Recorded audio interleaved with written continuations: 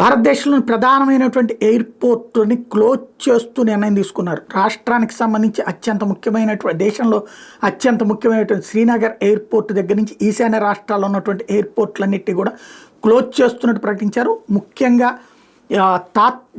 తాజాగా ఉద్రిక్త పరిస్థితులు ఉన్నటువంటి నేపథ్యంలో అది పూర్తయ్యేదాకా అంటే మళ్ళీ ప్రకటించేదాకా ఆ ప్రాంతంలోకి అన్నిటికీ కూడా ఫ్లైట్స్ని ఆపేస్తున్నట్టుగా ప్రకటించారు.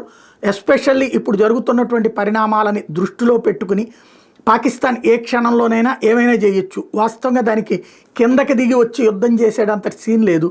గతంలో కూడా రాజస్థాన్ గుజరాత్లో ఫెయిల్ అయ్యింది. ఓ రకంగా చెప్పాలంటే ఇప్పుడు మన దేశంలో మన ట్యాంక్ బండి మనందరికీ తెలుసు కదా, తెలుగు వాళ్ళందరికీ కూడా హైదరాబాద్లో ఉన్న ట్యాంక్ బండితో పాటు అక్కడ హైదరాబాద్ పబ్లిక్ స్కూల్లో కూడా ఒక మిసైల్ ఇవి ఉంటుంది, ఈ ట్యాంక్ ఉంటుంది, యుద్ధ ట్యాంక్. అవన్నీ కూడా ఒకప్పుడు రాజస్థాన్ సరిహద్దుల్లో జరిగినటువంటి యుద్ధంలో పాకిస్తాన్ ఓడిపోతే వదిలిపోయినటువంటి ఇవన్నమాట. వాటిని దేశమంతా వివిధ ప్రాంతాల్లో ఎగ్జిబిషన్ కింద పెట్టాం మనం, వాళ్ళ ఫెయిల్యూర్ ఇదిగో అని చెప్పడం కోసం అని చెప్పేసి.